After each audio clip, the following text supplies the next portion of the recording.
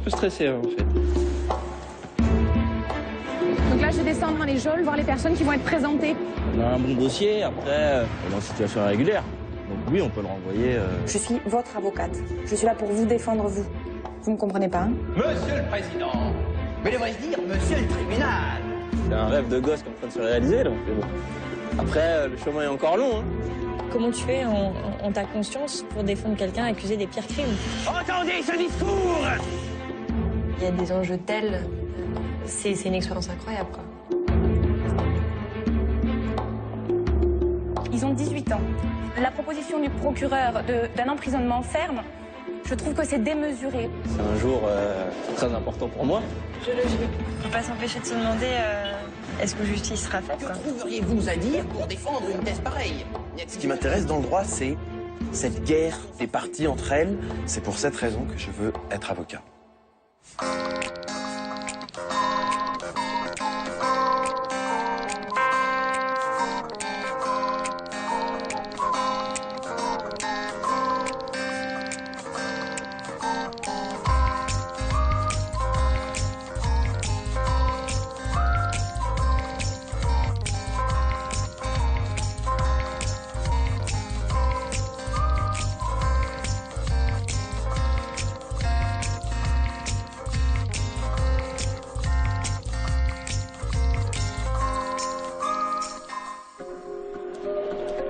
Défendre à tout prix, les plus forts comme les plus faibles. En France, plus de 50 000 avocats exercent leur talent dans des cabinets d'affaires et devant des tribunaux. Le métier fait toujours rêver les plus jeunes et chaque année, 3000 nouveaux venus viennent gonfler les rangs de la profession. Xavier est étudiant en 3e année de droit. Il veut devenir avocat. Pour lui, la défense passe par la connaissance de la loi, mais aussi et surtout par la force du discours. Il participe au concours d'éloquence de sa faculté. Il vient d'être sélectionné pour les demi-finales et il espère bien gagner. Et puisqu'il est à poil, c'est qu'il n'a rien à se reprocher. Caroline est avocate depuis 3 mois seulement. Elle intervient en urgence auprès de ceux qui n'ont pas les moyens de se payer un défenseur. Elle est commise d'office. Son client risque la prison. Arrivera-t-elle à lui éviter cette peine?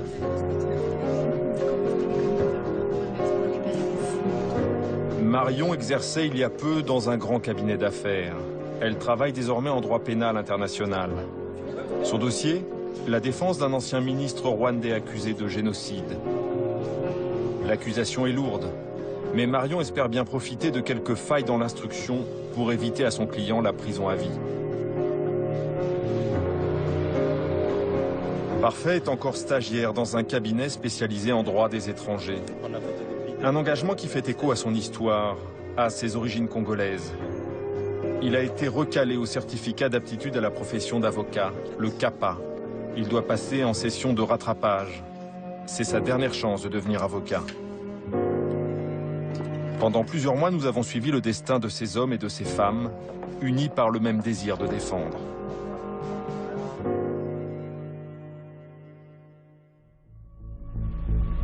À Toulouse, dans le premier épisode, Caroline avait assisté en garde à vue un prévenu accusé d'agression. Il a passé 24 heures à la gendarmerie et vient d'être amené au dépôt dans les sous-sols du palais de justice. Son client doit comparaître devant le tribunal dans quelques minutes. Vous allez passer en premier aujourd'hui, d'accord? Donc, ils vont vous interroger sur les faits, vous demander si vous les reconnaissez, donc vous vous dites oui. J'espère que vous pensez la même chose. Et du moins que je vais pas... Je leur ai dit, quoi, je suis prêt à tout prendre. Que ce soit une amende, que ce soit du sursis, quoi que ce soit, mais pas rentrer. Oui. Ok, on peut rien promettre, mais honnêtement, je pense qu'il y a des éléments dans votre histoire et dans les faits aussi, dans votre casier judiciaire, qui vont nous permettre de plaider contre l'emprisonnement, clairement. Vous n'êtes pas un violent, vous n'êtes pas... Voilà. Donc il n'y a pas de... Ok. C'est un peu impressionnant, ça va hyper vite, donc vous allez voir que... Voilà. Mais ce soir, vous aurez le temps d'y repenser. Et si je suis libre, vous le saurez, oui. Ok. Allez, bon courage. On se retrouve en surface, à la salle d'audience. Ok. Allez. L'enjeu pour Caroline, faire jouer l'absence d'antécédents de son client. Il n'a pas de casier judiciaire. Dernier moment de répit avant le début de l'audience. Jamais j'avais de cernes avant de commencer à faire ce métier. Jamais. Même quand je faisais la fête. Non, non, c'est un métier ingrat. Mais on l'aime. C'est un métier de foi. Ouais, je crois que c'est ça. Un métier de foi, c'est comme un stit, hein. Ça n'a pas de secret. Ouais, parce qu'un stit, c'est pareil. Moi, je les vois, je me dis pourquoi ils font ce boulot. Je préfère faire le mien, à choisir, honnêtement, pour à peu près un salaire équivalent. Tu rigoles, ils sont mieux payés que nous. C'est vrai? Ouais, moi, j'ai ma meilleure amie qui a un stit, je peux te dire qu'ils sont mieux payés que nous. En termes de challenge, la défense, c'est quand même quelque chose intellectuellement et humainement de génial, quoi, de fascinant. C'est défendre dans n'importe quelle circonstance, n'importe quoi, n'importe qui. Enfin, ça met dans des situations particulière, quoi. C'est un beau challenge, quand même. Parce qu'on estime tout simplement que chaque personne a le droit d'être défendue. Et ça, c'est pas facile à faire comprendre aux gens, et moi, à ma famille en particulier. Oui, d'ailleurs, quand on nous demande à chaque fois est-ce que vous accepteriez de défendre un pédophile, moi, je réponds juste plus. Parce que cette question me sort par les yeux, et si on décide de porter ça, je pense qu'il y a un moment, on ne va pas se poser la question.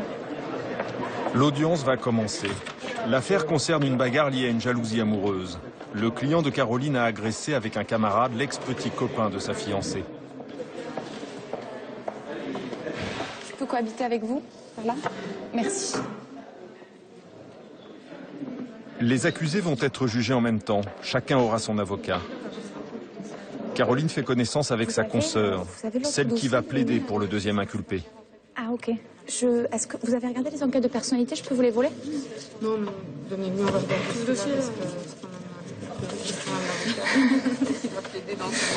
Merci. La comparution immédiate commence par l'exposition des faits. Et c'est au juge qui préside l'audience qu'il revient d'ouvrir les débats. Vous êtes ici pour avoir annulé le 29 mars 2012 volontairement exercé des violences sur monsieur. Vous êtes tous les deux ici en procédure de comparution immédiate. La victime a été frappée. Les coups et blessures ont entraîné une incapacité temporaire totale de 4 jours.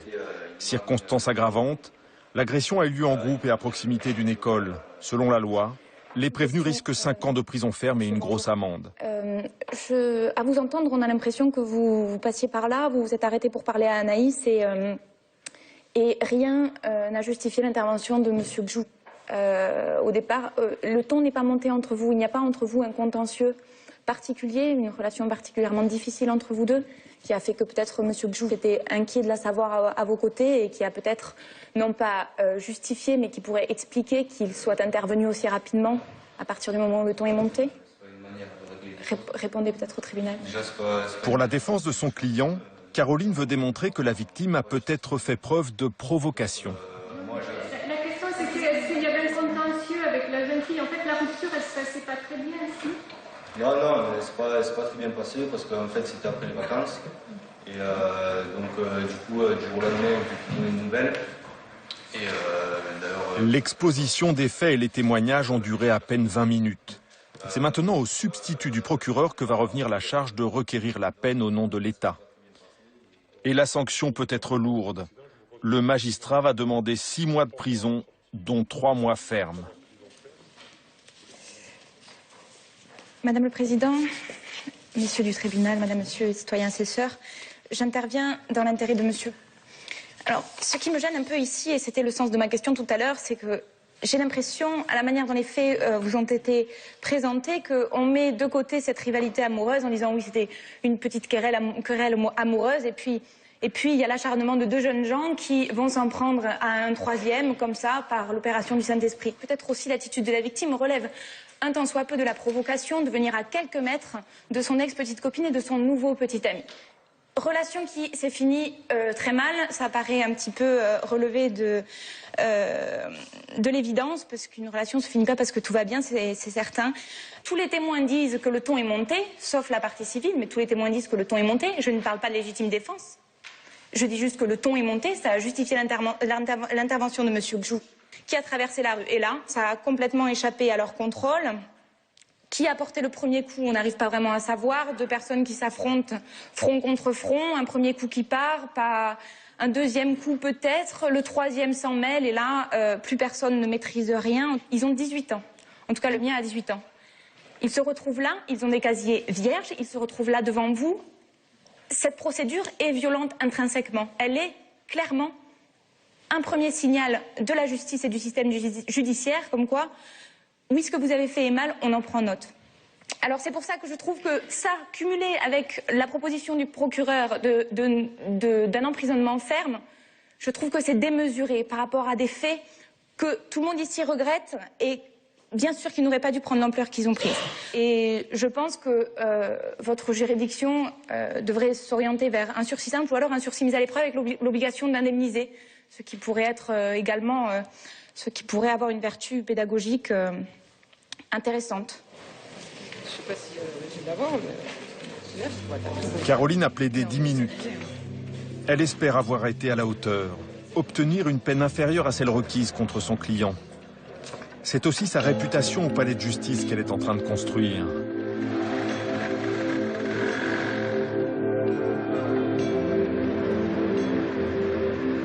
Mais quand je disais que la comparution immédiate, c'était déjà une sanction, c'est vraiment déjà une sanction. La gueule qu'ils avaient, ces deux petits jeunes, ça les a...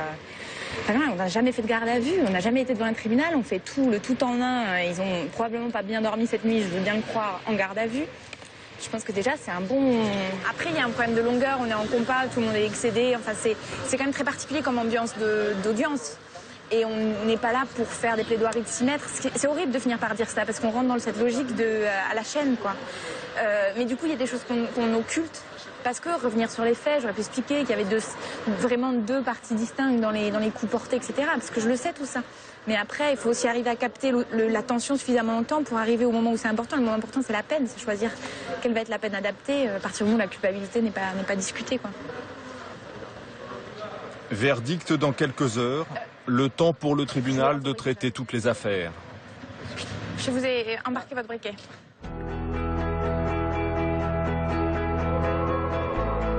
Xavier est encore loin de pouvoir plaider et de porter la robe à laquelle il rêve tant. Ce qui le passionne dans le métier d'avocat, au-delà même du droit, ce sont les mots pour défendre une cause. Ce soir, 4 candidats vont s'affronter en demi-finale du concours d'éloquence organisé par la faculté d'Assas à Paris.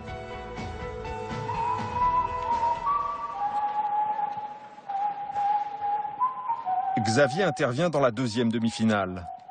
En attendant, il aiguise sa voix. Un outil qu'il voudrait utiliser comme les ténors du barreau. Les grandes plaidoiries sont souvent aussi de grands spectacles.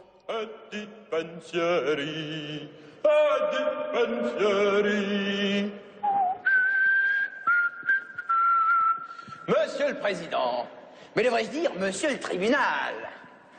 Monsieur le Président, Monsieur le Président, n'y a-t-il que les saints qui portent un bonnet? Cette question farfelue constitue le thème de l'épreuve. Xavier est prêt. C'est entendu.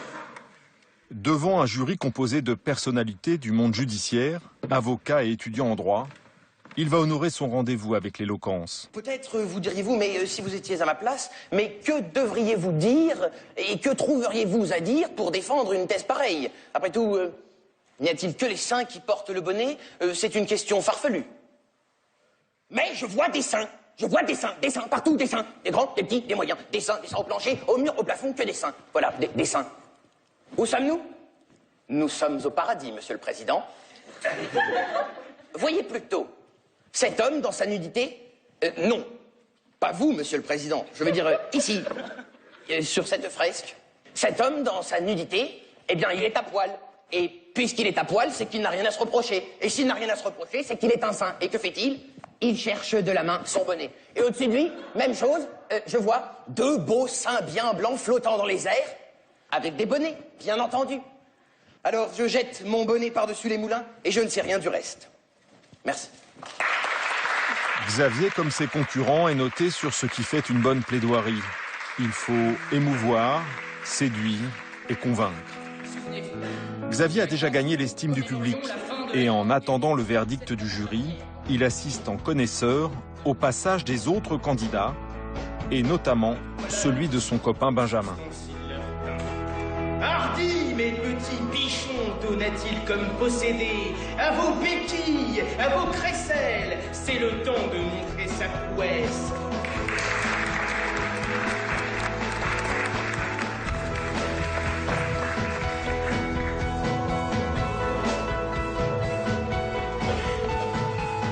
J'étais loufoque. Mais j'aime bien être loufoque. Bah oui, un petit peu, voilà, faire un peu de plaisanterie. Voilà, et les plaisanteries m'ont bien plu. Xavier, c'est un grand fou. Xavier, c'est un grand malade. Mais il le sait. Tu sais que t'es malade, Xavier. Tu sais très bien. Les candidats sont très très bons et c'est vraiment pas évident de les partager. Je peux vous dire que le jury n'était pas forcément d'accord. Pas unanime. Monsieur Silva, que votre contradicteur nomme comme un homme banal et borné. Vous commencez votre plaidoirie en regardant en l'air. Alors je me suis dit, mince, il voit des seins, c'est pas tout à fait... ce qu'il n'est pas tout à fait lui-même saint d'esprit. Mais en fait, j'ai compris que vous regardiez la fresque. Alors je ne sais pas si vous avez improvisé, mais en tout cas, c'est extraordinaire. Si c'est de l'improvisation, en tout cas. Dans la première demi-finale, la personne qui a remporté le moins de compliments, mais le plus de voix, est M. Bobot. Dans la seconde demi-finale, la victoire est revenue à M. Silva.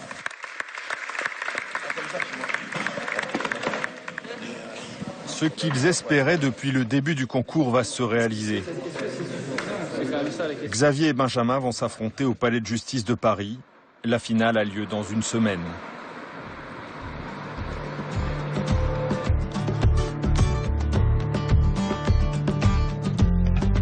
C'est à Arusha, en Tanzanie, que Marion poursuit ses rêves d'avocat. Elle travaille sur le dossier de défense d'un ancien ministre rwandais accusé de génocide. C'est vraiment historique, le procès. C'est la dernière ligne droite, ça clôture 2 ans de travail avec une équipe hyper soudée. Mais donc il y a une part d'excitation, mais un petit peu aussi d'angoisse parce que ne peut pas s'empêcher de se demander est-ce que justice sera faite, quoi. Les plaidoiries vont durer 2 jours. À peine débarquée, Marion a juste le temps de passer à l'hôtel pour retrouver l'équipe d'avocats avec qui elle travaille. Ils doivent être en train de descendre. On va aller attendre dehors. Ok, we go. Aujourd'hui, c'est le procureur qui passe, qui commence par ses plaidoiries finales. Et il va nous sortir des trucs probablement monstrueux. J'ai hâte de découvrir sa stratégie en fait d'attaque pour pouvoir ensuite la contrer. Nous, on passe demain. Donc c'est une journée très très importante. Très très importante. Aujourd'hui, la parole est à l'accusation. Le client de Marion est jugé ici devant le TPI, le Tribunal pénal international, créé en 1994 à la suite du génocide rwandais.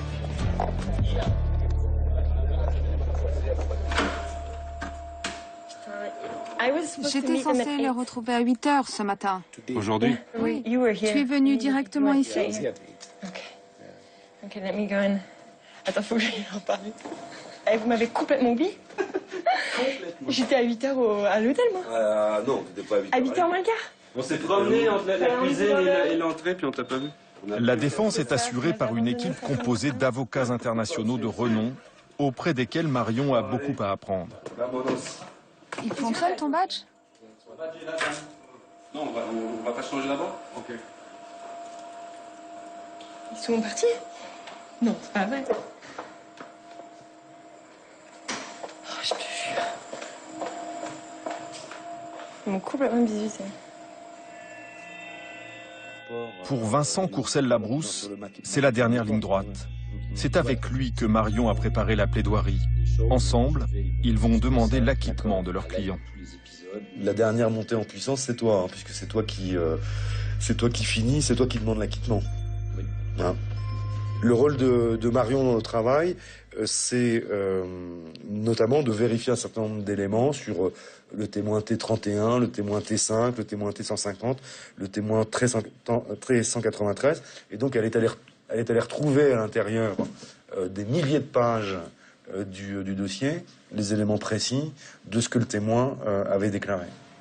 Elle peut retourner et naviguer à l'intérieur pour nous en extraire la substantifique moelle. Ok, can you help? Et ça va être, comme c'est souvent le cas, un peu la course pour vérifier, faire les derniers calages sur certains points.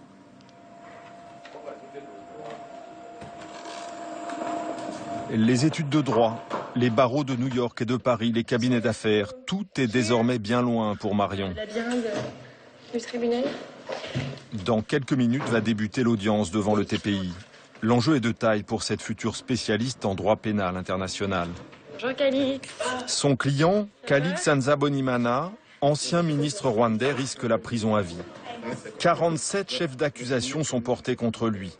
Détenu depuis 2008, il est l'un des derniers génocidaires à être jugé. Et t'as de très bons avocats. Heureusement, sinon je l'ai éclaté depuis. Ah non, faut pas.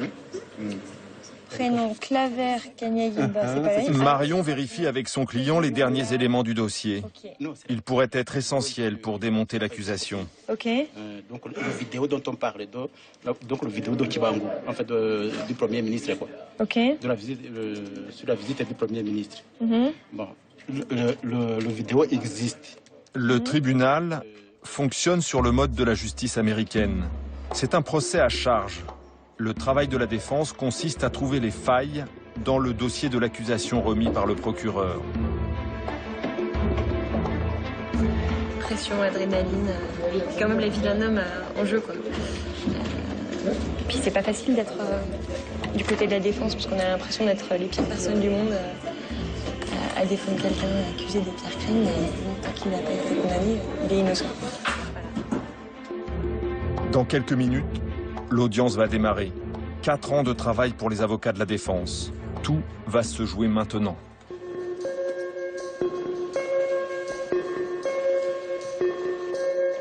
Loin du stress d'un procès, Parfait, lui, doit encore se concentrer sur la dernière ligne droite de ses études. Il a été recalé à son examen du CAPA Sésame pour devenir avocat. Allô, maman? Oui, c'est parfait. En fait, j'ai eu les résultats du CAPA et je passe au rattrapage. Hein. Donc, bon, j'espère que t'es pas trop déçu. Hein. Et bon, t'inquiète pas, je vais la voir au rattrapage. Bon, bah, je te rappelle plus tard. Hein. Salut, maman. Bisous. En attendant d'obtenir son diplôme, Parfait continue à travailler dans un cabinet spécialisé en droit des étrangers. Un domaine qui fait écho à son histoire, lui qui vient d'une famille d'exilés congolais.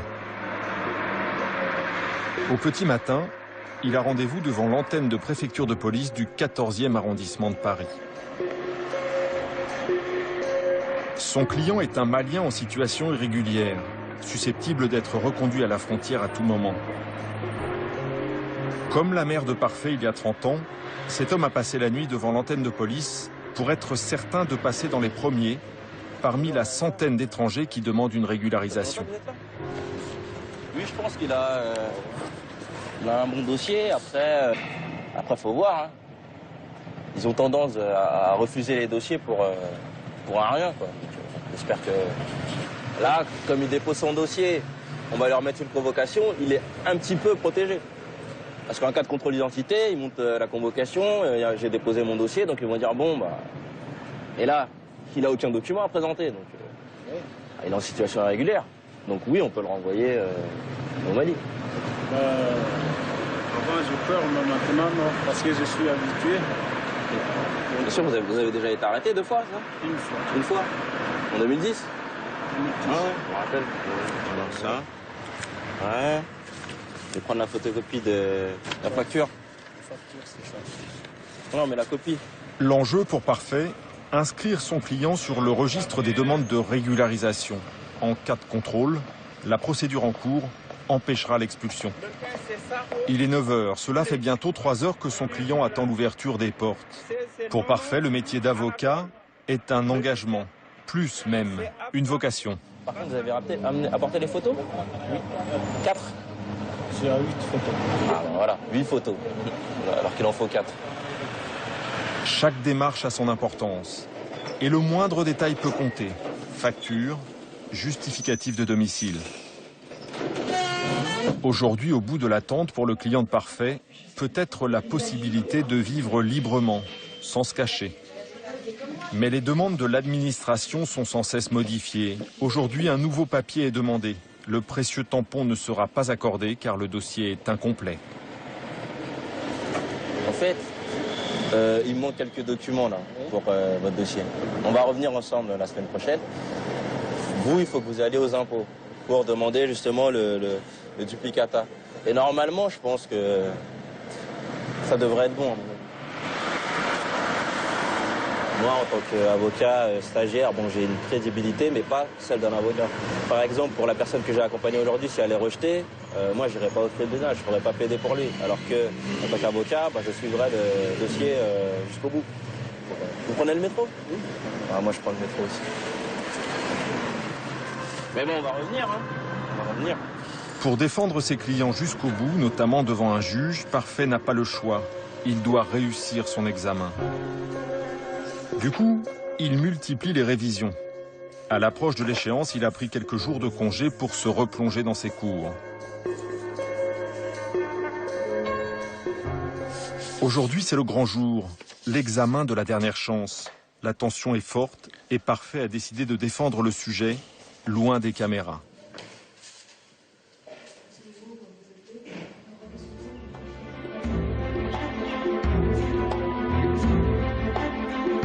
À Arusha, au tribunal pénal international, l'audience peut commencer.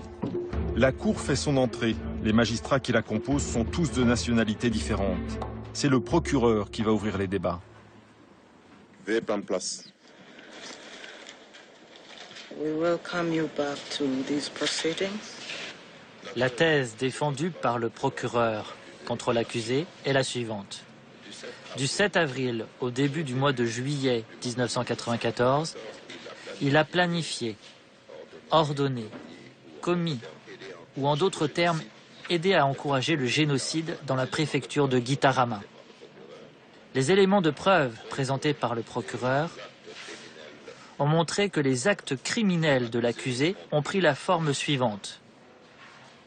Donner des ordres, pousser et encourager les populations locales à tuer leurs voisins Tutsis, d'un, et de deux, la planification, la facilitation, la supervision des tueries de masse des civils Tutsis, et troisièmement, d'armer la population dans le but d'assassiner les civils Tutsis. Les réquisitions du procureur sont violentes. Mais selon la défense, les arguments sont mal étayés. Pire même, l'accusation comporte de nombreux mensonges. Il a dit que Moranzy avait entendu dire qu'il s'était fait frapper. Là, comme ça, je peux pas savoir. Mais... Plusieurs éléments à charge ne sont pas prouvés. Marion doit pointer tous les passages concernés. C'est la fin de la première journée. Marion attendait beaucoup de cette audience. Le procès est mal engagé. Le procureur était tout simplement pas prêt, quoi. Il a fait une improvisation du début jusqu'à la fin et que c'est dans ces conditions-là que nous, on doit présenter la défense d'un homme. Il s'agit quand même de la vie d'un homme à la clé, quoi.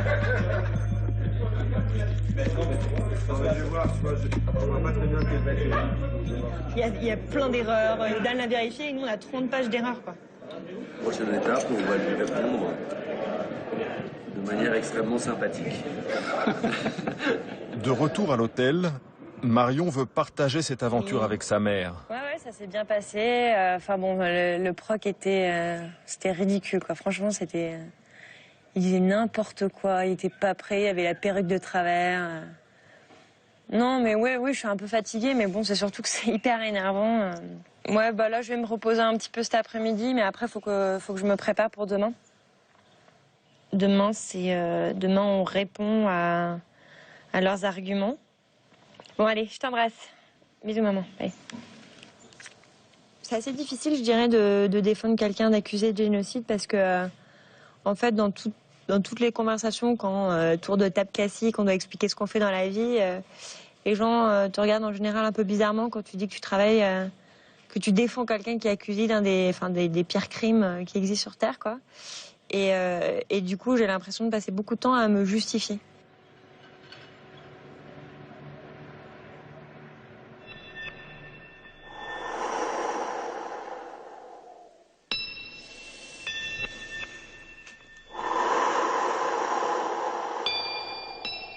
C'est le grand soir pour Xavier.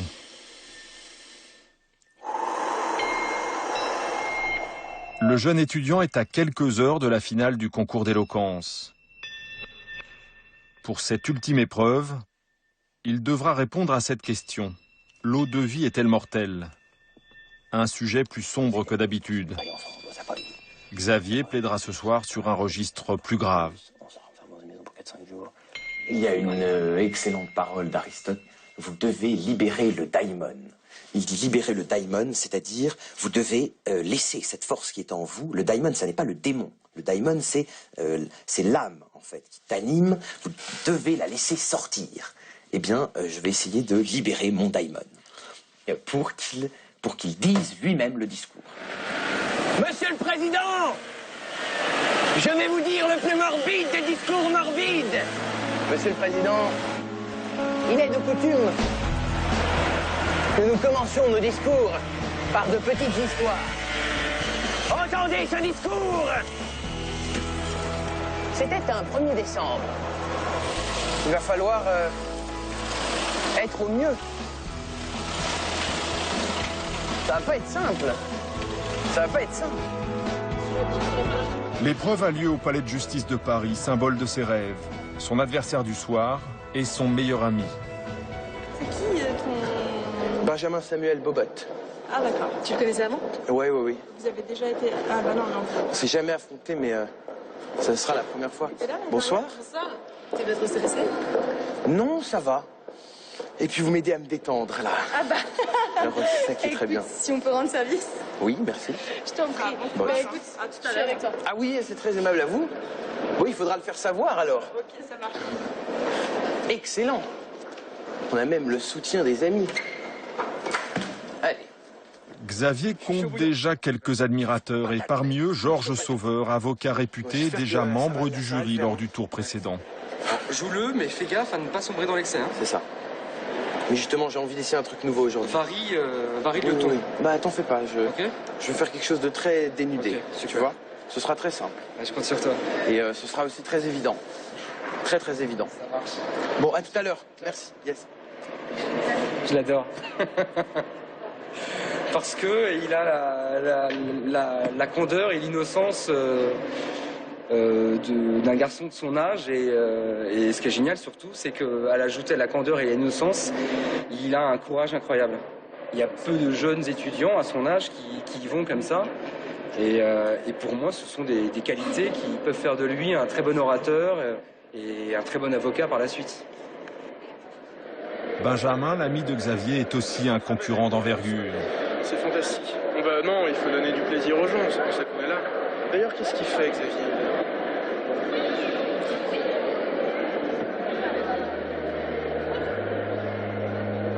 Celle qu'il appelait la petite eau, parce que elle ne pourrait jamais le terrasser, pensait-il.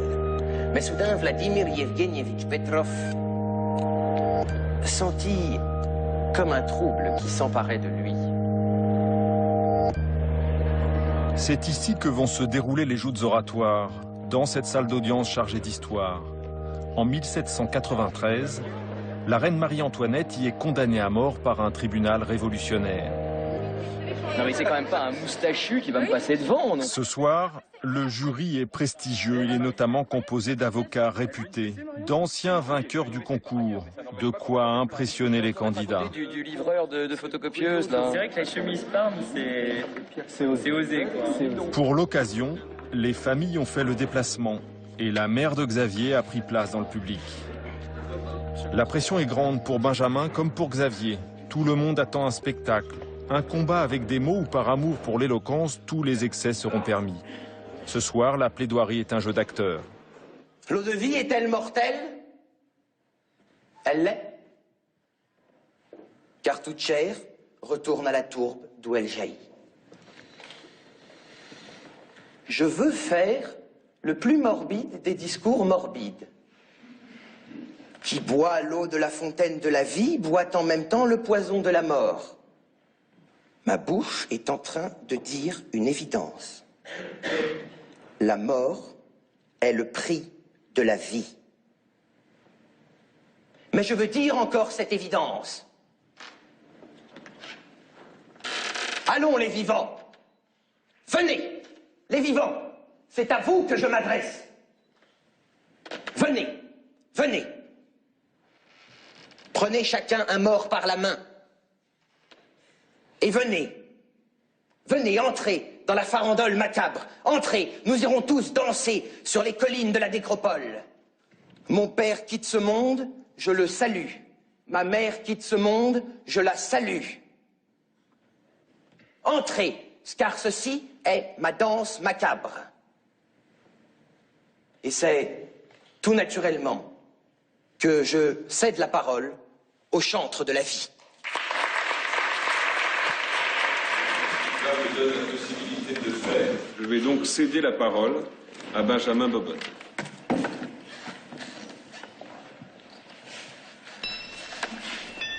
L'eau-de-vie fait l'objet d'une campagne de dénigrement honteuse que nous combattons vigoureusement.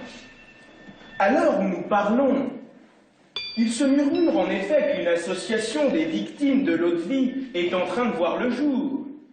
Incriminer l'eau-de-vie serait réduire à néant cette poésie du terroir, cette magie agricole qui fait de la France ce qu'elle est, une nation éternelle. C'est le moment des délibérés.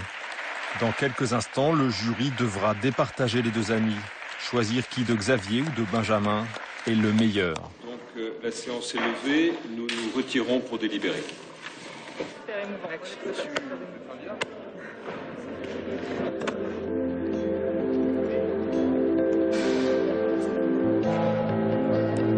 Au tribunal de Toulouse, Caroline n'en est qu'à ses débuts à la barre. Elle vient de défendre un jeune homme dans une affaire d'agression. Elle attend anxieuse le verdict.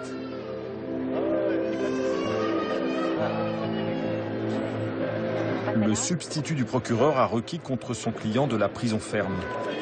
Ces arguments vont peut-être sauver le destin d'un homme. Du moins, elle l'espère. Pour les prévenus, tout peut basculer. Ils peuvent dormir ce soir en prison ou bien rentrer libres chez eux. Bien, le tribunal, après avoir délibéré, retient votre culpabilité, vous condamne en répression et une peine de 6 mois d'emprisonnement assortie du sursis simple. Ce qui veut dire que ces 6 mois de prison, vous ne les ferez pas si dans un délai de 5 ans, retenez le délai de 5 ans, vous ne revenez pas devant le tribunal correctionnel. Voilà, ça ne peut vous inciter à vous tenir tranquille.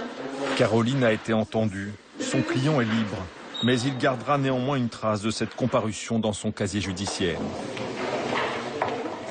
Une seconde. Donc là, ça veut dire que vous allez ressortir, vous allez être libre, d'accord? Vous allez quand même refaire le parcours inverse pour récupérer vos fouilles, vos trucs, machin, d'accord? Si à l'issue de ça, vous avez des questions, vous avez ma carte dans votre fouille, donc n'hésitez pas à me téléphoner pour que je vous explique comment ça se... Mais non, mais... Non, il n'y a pas de souci, c'est mon travail. Et que je vous revois plus, en tout cas. Pas pour ça. Pas au pénal. Non, oui, si vous faites taper dessus, oui, ça marche. Ok? Ok, au revoir. Je sais que l'importance de se faire défendre dans ces cas-là, quand même quand on ait fait quelque chose comme aujourd'hui ou comme l'histoire de Jefferson, ne s'était rien passé, je sais que c'est important d'être défendu. Voilà, merci. S'il avait l'air satisfait, et ça fait partie de vous aussi, s'il est content, s'il est soulagé, qu'il est content, c'est l'essentiel du truc, quoi. 6 mois sur 6 simples obtenus. Ah, super. T'es bonne? Je sais pas. Et du coup, toi, j'ai pas compris, qu'est-ce que tu... Moi, j'ai un appel, un mec a pris 1 an qui n'a pas d'avocat, qui l'a pas casqué, donc je me trouve un dossier d'appel où le mec a pris 2 ans dans un enferme, et là, je monte au juge délégué, en plus, parce qu'il y a une présentation. Cool. Ouais, c'est ça, les permanences, c'est la vie. Ouais. Il a dit cool. Non, il n'a pas dit cool. Il a dit cool. Cette première journée de comparution immédiate s'achève avec soulagement. Caroline a réussi à obtenir une peine inférieure à celle qui avait été requise. C'est une première victoire.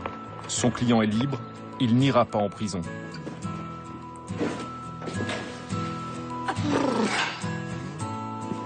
Allez, santé. Il faut d'avoir survécu, en fait. Ça contraint. C'est pas d'avoir été bon, c'est juste d'avoir fini la journée. En parlant français jusqu'à la fin, quoi. Presque. Pas toujours, presque. La comparution immédiate, bon, c'est de la bricole. Enfin, c'est pas que c'est de la bricole, mais... si, c'est quand même un peu de la bricole un peu partout, quoi. C'est difficile, c'est aussi un exercice hyper formateur pour les jeunes avocats. C'était que le début, c'était la première comparution immédiate, mais il y en aura d'autres, c'est clair. Ouais. Il faut. Il faut. Quand même, voilà, c'est la beauté, je dirais, de ce métier. C'est-à-dire défendre dans des conditions un peu difficiles des gens qui sont indigents, qui sont dans des situations de précarité. Donc. Voilà. Maintenant, on dort. Après ses premiers succès, Caroline peut rêver à des dossiers plus importants.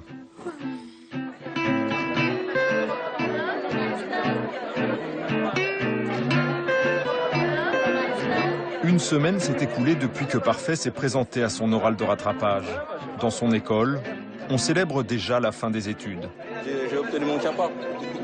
Ah oui, c'est pour ça que je profite. Comme les 450 élèves de sa promotion, Parfait va enfin pouvoir revêtir la toge, cette robe qui permet de défendre.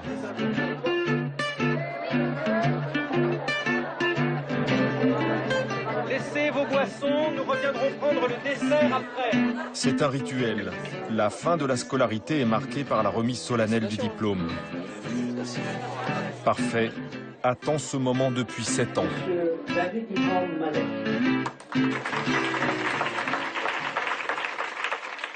Monsieur Parfait Massiluche.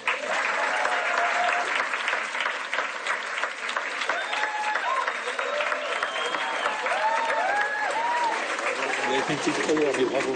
Il revenait vite pour attraper son poitrine. D'accord. Félicitations, Parfait, bravo. Merci. Monsieur Bernard.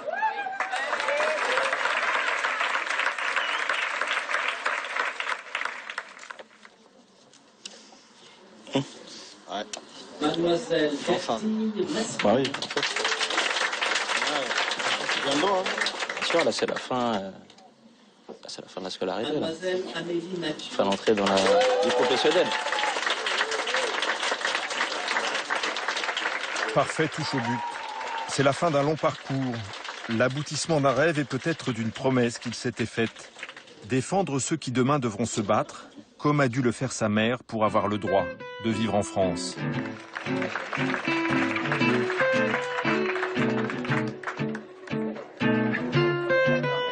Là c'est fini là.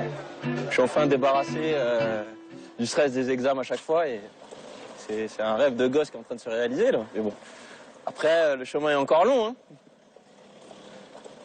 Et bon là je suis soulagé.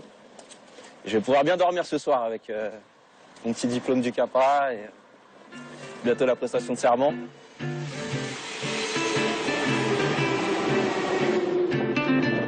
La prestation de serment, un moment unique qui marque la véritable entrée dans le métier.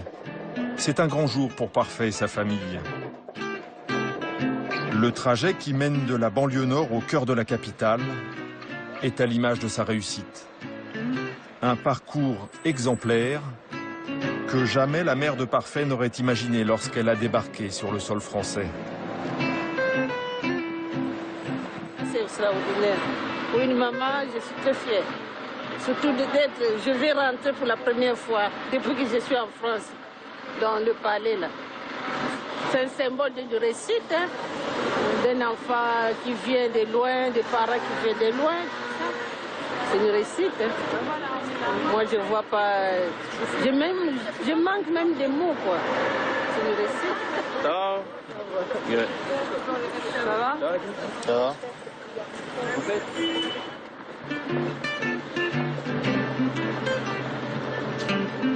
Elle est où la robe là? Non, ça. Ouais, tout le monde est étonné. Rigolait pas. Hein. Parce que Yatanou rigolait quand j'ai essayé. Gloria rigolait aussi. Ça y est. Stressé, mais tu en as pas parlé en plus. Non, mais bon, c'est la première fois que je vais mettre la robe. Tout le monde va le voir.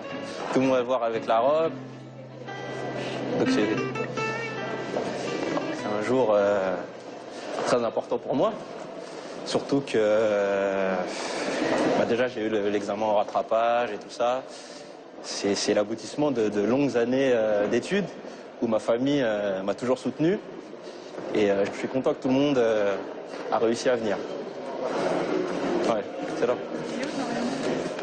Avant la cérémonie, Parfait doit retrouver ses camarades de promotion dans la grande bibliothèque du palais de justice.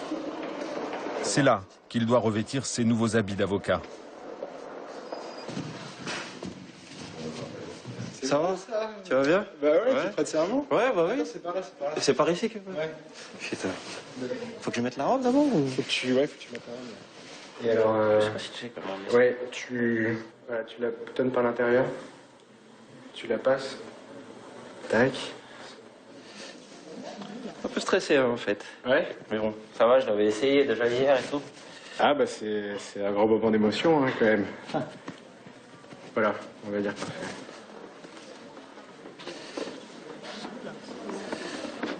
Tu sais comment on met, toi? Ouais. Si tu peux le mettre vite. Merci, hein.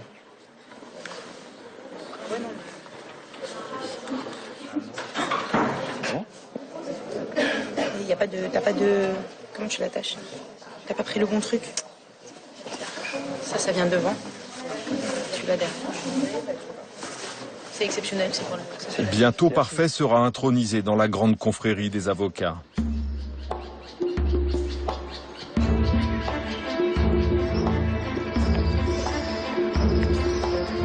C'est la dernière journée du procès à Arusha, en Tanzanie. Aujourd'hui, les avocats de l'ancien ministre rwandais accusé de génocide doivent plaider. Marion a organisé le travail des stagiaires venus en renfort pour l'ultime étape. Sa parfaite maîtrise de l'anglais est un atout précieux. On a dispatché l'analyse du transcript du procureur pour préparer la réponse qu'on va faire en plaidoirie. Donc en fait, c'est décortiquer à nouveau ses erreurs, les contradictions, ce qui maintient, ce qui laisse tomber, puis tout simplement souligner le manque de préparation du procureur. Marion est la véritable cheville ouvrière de la défense. Elle connaît par cœur tous les détails de l'acte d'accusation. Ça va toi? Ouais. Alors J'ai commencé à regarder ta plaidoirie fameuse. Il paraît que c'est plein de merde. Mais c'est pas incroyable. Enfin, non, mais ce qui, par contre, qui se plante quand même des paragraphes que tu cites. D'accord. De l'indictment. Toi, tu cites le 8, 9, 10, 15 de l'acte d'accusation. Eux, ils traduisent 8, 9, 10, 11. C'est sur les observations de Marion que Vincent Courcelles-Labrousse va pouvoir construire sa plaidoirie. Rien ne doit donc lui échapper. Il y a des tronçons qui ne sont pas du tout traduits, des pans entiers. Donc là, tu vois, il y a des trucs quand même assez graves. Et alors, le pire, c'est quand tu commences à attaquer la Libye. Et là, tu sais, tu parles de la jeune femme qui était en vacances. Donc là, ça devient un jeune garçon. D'accord. C'est eux.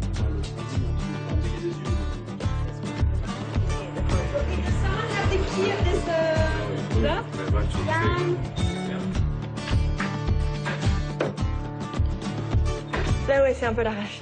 Mais on est hyper professionnel, hyper organisé. Hein. C'est juste l'impression, l'imprimante qui marche pas, qui est pas connectée, les trucs hyper énervants, techniques. Malgré l'enjeu du procès, la justice au tribunal pénal international peut également être expéditive. Le dossier a beau être énorme, une demi-journée seulement est prévue pour la plaidoirie de la défense. Le travail de synthèse en amont effectué par Marion est donc essentiel. C'est très frustrant de plaider dans ces conditions. On a un dossier qui est un dossier énorme, qui s'est étalé sur plusieurs années, qui comporte 47 faits criminels distincts. Donc si on fait un parallèle avec la France, ça serait 47 cours d'assises distinctes. Vous imaginez ? Et on a, pour développer notre défense, on a 3 heures. Cela fait 4 ans que la défense se prépare à ce moment. C'est la conclusion d'un long travail pour Marion.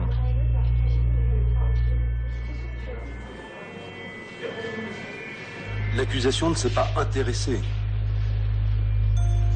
à ce qui s'était véritablement passé en 1994 à Gitarama. Un constat très simple.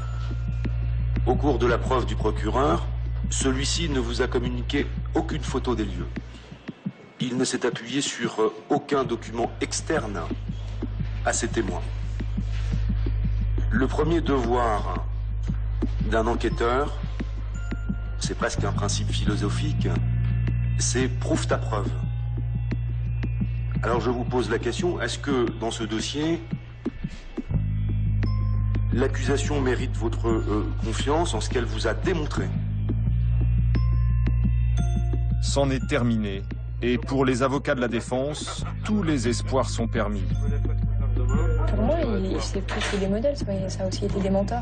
Ils m'ont vraiment formé de A jusqu'à Z, ce sont vraiment des modèles, ouais, je pourrais dire ça. Ils se sont bien occupés de nous. Je suis un peu fatiguée, je vous avoue. L'impression, elle est bonne, maintenant, faut croiser les doigts, quoi. C'est tout. Pour Marion, le procès s'achève sur une note étrange, un sentiment de frustration. Le dossier de Calix Nzaboni-Manin, c'est mon premier dossier de droit pénal international. Je vais en rêver parce que, pour plein de raisons. Mais est-ce que le prochain, je l'accepterai? Je peux pas vous dire. Le verdict aura peut-être une influence sur l'avenir de Marion.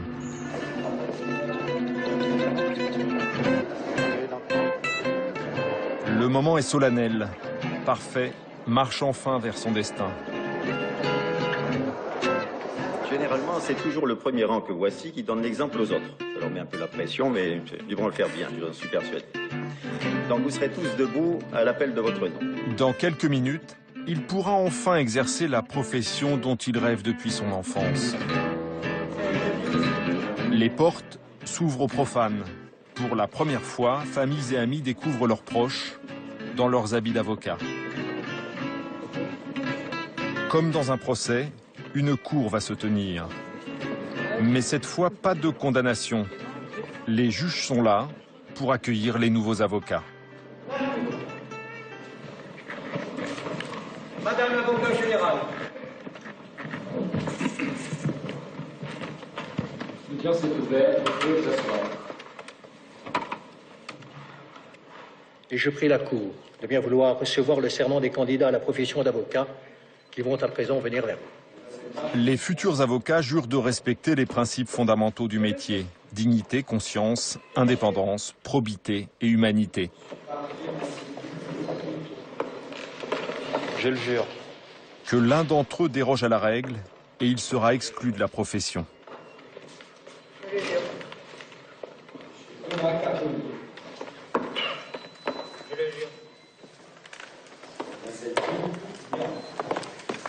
Alors maman, ça fait quoi? C'est bon, maintenant il est officiellement avocat. Maître Mansili. Ça fait plaisir.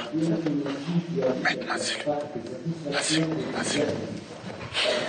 est l'avocat de la famille. Peut-être pas le dernier, on ne sait jamais. Je pense que l'on vous a rappelé toute l'importance de la déontologie qui encadre l'exercice de la profession d'avocat. Vous avez prêté devant nous un serment qui est un engagement solennel.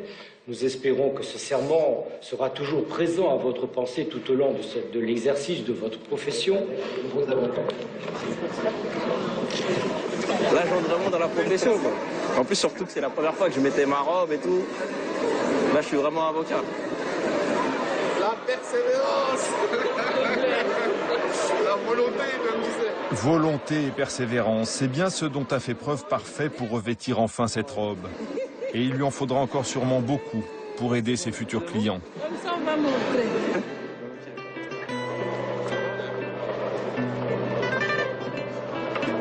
Je me sens vraiment avocat, hein. Quand même, je jure, je prête serment, donc c'est vraiment mon entrée dans la profession. Et c'est une date que je me rappellerai toute ma vie. Hein. Là, je fais ça ou quoi? Ça y est, j'y suis. C'est le moment des délibérations au concours d'éloquence. Ça vous a plu? Xavier vient d'affronter son copain Benjamin Bobot. Il a suscité l'émotion. On va voir un score avec beaucoup de souffle. Parmi les spectateurs, sa maman, qui a apprécié l'exercice. comme toujours. Bah, c'est Benjamin Bobot. Oui, je suis fière, mais voilà, c'est bien pour lui, quoi. Je suis contente pour lui. Il doit être heureux d'avoir dit son texte, de bien l'avoir délivré, d'avoir été le compétiteur de Bobot, qui est excellent aussi, et voilà. Dans quelques minutes, le jury va départager les deux amis. On va voir, hein. C'est le match qui me dit ça. La première chambre. Mais ça t'a plu? J'étais mal. Ouais, bien sûr. Est-ce que tu... Mais je suis rentré... Enfin, j'en suis venu quasiment aux larmes, quoi. C'était poignant. Bon, et moi, j'arrive avec mes blagues, avec ma monique de nous en... Les critiques font aussi partie du spectacle. Pour le jury, c'est l'occasion de rire avec dérision, surtout avec légèreté. Les vœux sont exaucés ce soir au public. Le talent a brillé dans un éclat authentique. Les candidats ont parlé, c'est l'heure des critiques. Oh oh, voici Maïté. Alors, tout d'abord, vous prenez un candidat bien pourri, hein? Vous le faites pourrir longtemps, et vous lui prenez un physique bien ingrat. Quant à vous, monsieur, je ne sais plus comment, mais c'est un nom... Bobot. En vous voyant arriver, je me suis dit, il est là ce soir, le fils caché de Claude Allègre. Oui.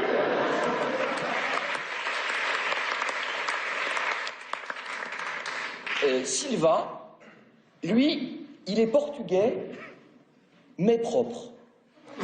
Héritage de sa maman, qui avait une loge, et de cette période des ménages de sa maman, il a gardé un goût obsessionnel de la propreté. C'est-à-dire qu'il y a des bouteilles sur la table, mais non. Il prend son verre. C'est à lui. Il ne boit pas dans la bouteille des autres. Mais je me disais comment ils vont être quand ils nous plaideront. Le jour où ils seront devant des magistrats. Et je me disais, c'est formidable. Ils y arriveront, c'est certain. Monsieur Bobot, c'est tout de même vous, monsieur, qui êtes lauréat. Le verdict est tombé. C'est Benjamin Bobot qui est déclaré vainqueur. Le discours de Xavier n'a pas convaincu. Il sait mieux que personne que les mots sont des armes subtiles pour défendre ses futurs clients. Mais l'important est de maîtriser le droit et les lois. Pour Xavier, le chemin est encore long et parsemé d'étapes avant qu'il ne devienne avocat.